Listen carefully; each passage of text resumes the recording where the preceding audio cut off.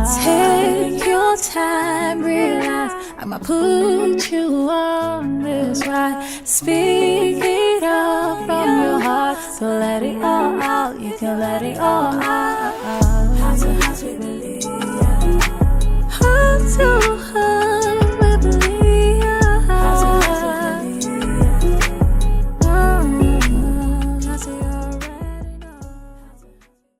Today on Heart to Heart with Belliyah, we will be having an exclusive chat with one of Nigeria's rising star, IceSleek. The talented young star who exudes confidence is a musical creative genius who have quite a number of successful songs to his name. Signed to 12 Gig Music Empire, IceSleek is not relenting to giving the best of music, which are both inspired by life experiences and love. With his most recent trending song titled No Gree, IceSleek shares the sad experience but yet inspirational behind the song. Sit back as we dive into this exclusive conversation. Hello viewers, you're welcome to Heart Show with Belliyah, and on today's episode I have one of Nigeria's fast and rising artists, IceSleek, and he's here with me to have a heart talk. IceSleek, welcome. Thank you, Very Belliyah. pleasure having you on the show this beautiful evening. Thank you for having me. All right.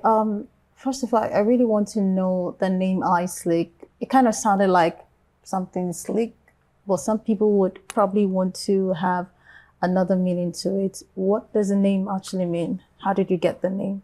Or were there something in your mind even while you were choosing the name? Were there The name Sleek explains my whole appearance. Like I'm sleek with these T's. So I want to be perceived as like the life of the party when I'm there, like everywhere, everybody should be hyped up, that kind of thing. So that's the whole idea of the name. Yeah. That's pretty good. So when did you start doing music? Okay. Professionally and generally, probably when you started, when did it all dawn to you that you want to do music? Okay. I started from the choir in church. Oh, so you started from church? My mom actually forced me to join the choir in church. Why? She said I have a good voice and I should not waste it on worldly music. So she said I should join the choir in church. And from there, I met a group of friends. We started like 4 years ago. We used to record ourselves with the phone, edit the video ourselves, post on our social media, tag people, please stream our music and everything, till I got signed to 12 Gig Music Empire and we started professionally. Okay. So that's how.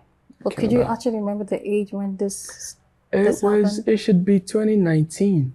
Okay. Because I was actually kind of inspired by Rema. That was when Rema came out first time with the whole cartoon and anime look and everything. It kind of motivated me to like, I can try and do this. Okay. We were doing it and it was kind of childish then, but we improved. Yeah. So that's how everything started. I think I was 16 then, 16, 17. Okay. Yeah. When you started doing music. All right. Yeah. So let's go to music. When you do music, when you write music, what comes to your mind? What are the things that kind of inspires you to write your music? Yeah. Okay. So I'm inspired by things that I see, how I feel, and especially my experience. So if I want to write about a love song, I think back to maybe in school when maybe I used to like a girl in school, and I think about things that happened then, and I would try to pen some things down about the experience that I went through then. So whether it's bad or good. Yeah, with the bad, yeah. And it has a big role to play in this No Gree song that I wrote because it's from an experience, something that happened to me. Yeah, so that's it.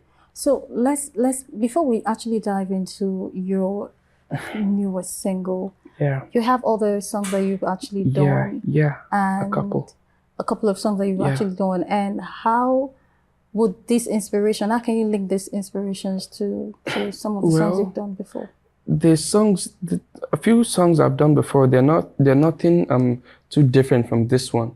No Gree is just showing how good of a storyteller I am than just singing. Because if you listen to No Gree, my experience is kind of scattered around the whole song. You would know that something actually happened to this guy. Let me listen to know. So it's kind of a story of my experience. So No Gree is like, my older songs are just me vibing and singing and but No Gree is kind of, there is a story embedded in the lyrics of the song. So that's it.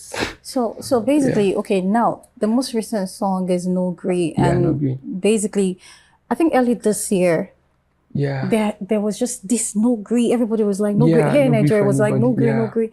And people were trying to attach some meaning to it. Yeah. And it has some sort of deep meaning Yeah, to of course. different people. Yeah. When you decided to make the song and you decided to title it No Gree, Yeah.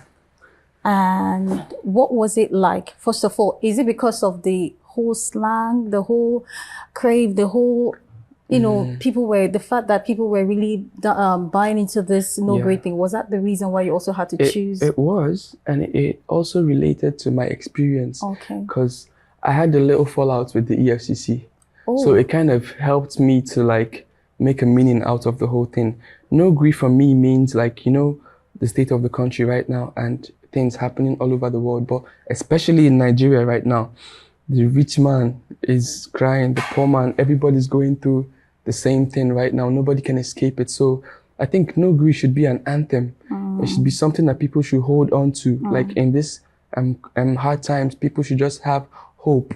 People should be relentless. Like whatever you're doing, you should just be strong and have hope and feel like there's going to be better days, that kind of thing. So that's what it is to me. Okay, so you mentioned that this is very personal to you. Like it's more like you're telling a story, and you said it kind of made you see how a better storyteller that you are. Yeah. And you also mentioned the fact that you have a fallout with the EFCC. EFCC. How does that connect? Like, can you elaborate on that? I don't know if I should talk about it, but EFCC is a very organized group of people. They know what they are doing. They are smarter than you. But sometimes they go out in their way to, when some people, when they come to do something, some people might fall into whatever is happening. And I was kind of a victim of what happened. I was abducted with a group of people in a particular place, an area we stay. Like they do this normal busting thing that's popular, and I think I was involved in one of the bustings, and we were taken. It was a horrible experience. Like you'll be held from being taken from your place to somewhere you don't know, to being kept in a space where you don't, like uncertainty, a lot of things happening at the same time. Your loved ones looking for you, nobody knows where you are. And later they're coming out to be like, you're a fraudster. And you're like, I'm not a fraudster. Like, you're putting it on you, you're a fraudster. So there's a tag of fraudster. Yeah, that kind of thing. So I just thank God that I came out after everything. The thing, it messed with my state of mind a lot. Because when I came out, I was acting like a fool. I didn't really know what was going on. I could not articulate right, but I'm grateful that I'm still here today to share my story, and everything is falling in place now. Okay, and so you rightly actually said that this whole experience that you have messed up with your mental health. Yeah. And maybe it's not a new story here in Nigeria with the way they kind of operate, but looking at it and with the circumstance in Nigeria and linking it also with the song that you do, how does it resonate with other people, like with their different experiences? Is that also the purpose why you decided to actually make this song? Yeah, it is, because I don't know, how should I explain it? We're in kind of the state of the country now has put everybody, we're all thinking like animals right now. And I don't think you can survive trying to make peace with everybody. If you want to go with that mentality, people are going to pounce on you, that kind of thing. So that's just the message I'm giving. No grief for anybody. You can have a good heart doing what you're doing, but at the same time, may your mind day. No grief for anybody. So that's my message. So basically, there's this stereotype that, because I'm also thinking, I'm just trying to reminisce on what you've actually said, and the fact that there could have been maybe the problem while you were, taken. There's a stereotype that sometimes when they see some young men looking in a certain type, and they're like, these people must be. Was that actually the reason for that? I think it was part of the reasons, because anybody that sees me like this, I'm an artist and I'm supposed to look like an artist.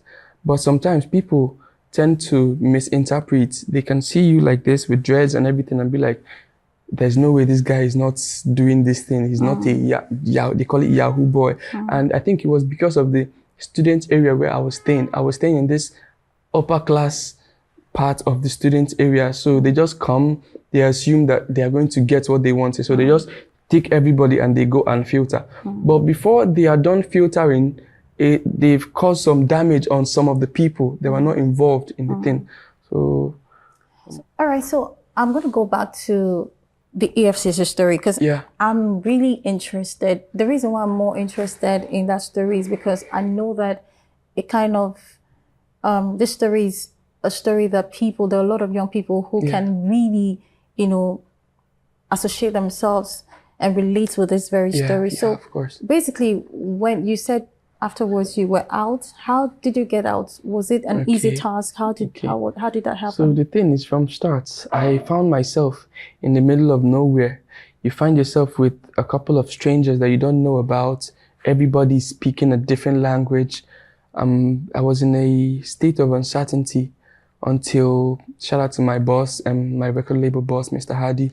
Mr. Hardy now started to pull some strings. Shout out to 21 Week Gyration Master. He was amongst one of the people that came. He did some things, because the thing about this issue now is, if you don't have anybody to speak for you, you're in trouble. So these people were kind of the people that were able to come and speak for me. Like, he said he's not doing this. Why are you keeping him here? And they started to check my case out and start to go through my files. And that's how my innocence was being able to be like that's how they proved. Your innocence was proven. Yeah, and that's how they proved my innocence. And I just came out like that. I came out and they were just so amazing. Like, freedom is priceless. Freedom is priceless. Definitely. I came out and I just felt this breeze, God. So basically, you are talking about that. You mentioned the fact that you need to have somebody, like you need to know somebody up somewhere. If not, you're in trouble. So basically, that says that if you don't have anybody to speak for you, or probably money to also help you along the way. That's why in the song I said, get money, better hide your face. It's very important. Without money and somebody somewhere at a high status, the person at a high status is going to have money too. But most recently, you released your video, the No Grey video, and I must say that watching it, I can actually see your features, the emotions that you brought into that video. Would you say that it was a collective emotions of all that you went through that you put out on that video? Yeah, of course. It was because that was our idea to make the video. That was the reason we decided to make a video. And first of all, for the production of the whole music, shout out to our executive producer, Mr. Hardy Jimbaz. Shout out to Kati J, the producer, and Fioki did an amazing job on the guitar. Shout out to Fioki for that. They really brought out the beauty in the song and really made it more understandable. The first time I heard that bass line or that guitar line from Fioki, it gives me this awakening sound, and it just tells me what to do immediately, like I'm going into the song. So shout out to them. All right. So basically, how would you say No Grey resonates with the current issue in Nigeria? Okay, so like I said before, we know how the country is right now. So this No Grey, I want it to be a message to people. I want it to be a sign of hope. I want anybody listening to the song to just listen and feel like, okay, there's a better tomorrow. There is light at the end of the tunnel. But this idea of No Grey should make you like resilient, because in as much as there's light at the end of the tunnel, you have to be alive to reach the end of the tunnel to see the light. That kind of fight thing. The fight, though. Yeah, you have to fight the fight. The fight, that No Grey now means you have to fight the fight. So that's my message. That's the message I want to portray when giving out this No Grey. Yeah. All right. Do you have plans for like tours? Right now that you're still marketing your song? Yeah. What's a good marketing strategy without tours and live performances? Me and my management, we are exploring ideas. We're exploring ideas for tours and live performances. I think we'll be going to schools. We'll be doing live performances, and we are open for collaborations also. We have some collaborations in store we're working on, and we're also open for collaborations coming in. Yeah. Great. All right, so let's talk about, because I think one of the most striking things that people have been tagging you to is the fact that you looked like Rema. Oh. And I do not really know if you kind of feel that you have that resemblance with Rema. Have you actually, okay, first of all, have you been told that? Yes. How many actually, times? Like a lot of times, Okay. a lot of times. And I don't like the idea, because this is how they start this online conflict. They start pushing two people's heads together. Big shout out to Rema and much respect to him. Rema is an artist doing well. He's winning. My name is IceSleek, and I'm still up and coming. I don't want any problems with anybody. I'm doing well on my own, so that is it. And my sister sent me a video of Rema the other day. I was like, Jesus, I saw it and I thought it was you. And I'm like, you have come again. Leave. Oh, leave your sister, my your sister, my sister. Yeah. Oh. Yeah. So I get that a lot, but please, I hope it's not coming from a conflicting perspective. Yeah. Or narrative. Yeah. But any other thing, I'm good. I'm cool. Okay. So what about if tomorrow you have the opportunity to work with him? It's going to be cool, because Rema is one of those artists that influence what I do a lot. He is young and he is doing it, so it's a motivation for me that I can do it, because he's a human being. Yeah. So it's going to be amazing. It's going to be amazing. Kind of work with him. But we're gonna get there. We're gonna get there. It's a gradual step. It's a gradual step. Yeah. All right, so let's talk about your fans, because I think these are special people that help to push. Yeah, of course. So what's the community of your fans like? The community, I think it changes. It depends on the kind of song I have at the moment. Like when I did Holla is a love song, and it shows more of praising females. So most of the females, they like it. Most of the videos I received then was like a girl would just pull up her phone and she's like, and if I buy your mata, this one, I will take you to. Girls like that kind of stuff, yeah. And for this song now, No Gree is like, we're strictly down to business. We're talk if a fellow guy that has gone to the EFCC and comes out, if he hears the song, No Gree is like, God, this guy, that kind of thing. So No Gree is kind of a hustle-oriented music, and we know that men are more of hustlers than females. Are you sure? Yeah. I know women can do a lot of them better, want but to argue with you. I know, but everybody knows that what a man can do, woman can do better, but not before hustle. Yeah. Okay, so basically, let me throw this question. What is your most embarrassing moment since you started doing music? I think was it? I'm not really sure I have an embarrassing moment yet. I've had a couple of embarrassing, but they're just low-key embarrassing moments within my crew. But I've not had any. What? Anyone that has gone out, no, and I hope I don't, please. God. Oh my God. All right, so I know that you are on the label and you all are working together to push this brand, IceSleek. Yeah. And so what are the plans like? Because I know new fans are coming. What is the marketing sort of structure or strategy, to get it the music going? industry, the market of the music industry is dynamic. It changes every day. So we're just promoting for now. The label is doing their promoting on the ground, and I'm here showing my face. I have to put my face out there for people to see. The label will not do that for me. Understand? So that's what I'm doing for now. We're gonna keep releasing ear-popping stuff, and hopefully we're expecting one of our sounds to hit the market. And once that happens, that's where we move from. So that's how it is for now. If you're rating right now, would you actually, maybe the fans you have right now, what's your rates like for the male and the female? No, I think I have more male fans right now. Are you serious? Yeah, because No Gree is actually the song popping on my portfolio right now. So more of the male fans, because resonates more with it. With it right now. Because of the story or what? Yeah, because of the story. Or because of the hustle story?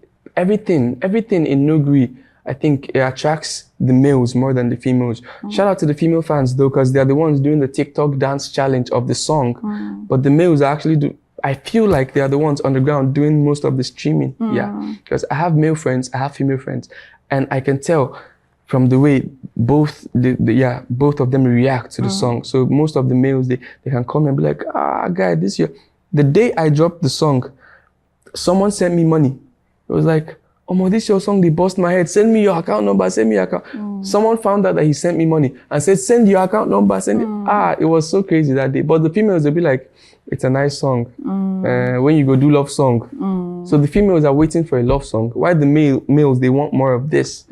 I don't know what to do. So if you're going to do a next song, let's say right now you are to take a decision to go to do a next song, what kind of angle do you think you're going to be looking at? I think I have told my story.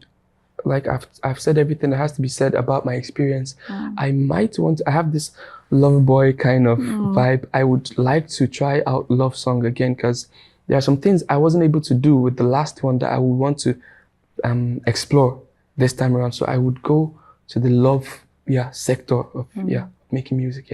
Okay, so before I actually let you go, what is the word that you want to talk to people, like for people who want to connect with you and where they can actually connect with you? Yeah, okay. So that one is simple. I am on all streaming platforms with the name IceSleek, no gap, just IceSleek. So for supporters that want to support the music, just go to any streaming platform, search for IceSleek. You can follow up. I'm on YouTube. I'm on social media. I'm on every social media. I think, my name is I am IceSleek on social media, while on streaming platforms, it's strictly IceSleek. So to connect with me is just to go on my platforms and just support me, stream my music, share to 1 or 2 friends, and we're good. So one word you can actually say to your fans, one word you can actually say to those who are uprising like you? Yeah, if you're listening to me right now and you're going through something in life, 1 word or 2 words, no grief. All right, IceSleek, thank you so much for being on the Heart to Heart. Thank you so much for having me. It's such an honor. Thank you. Yeah, it was fun. It was fun. All right. So if you like this video, put a press click on the button, like, subscribe to Heart to Heart with Belliyah YouTube channel, and get subsequent notifications. Do that right now and not later.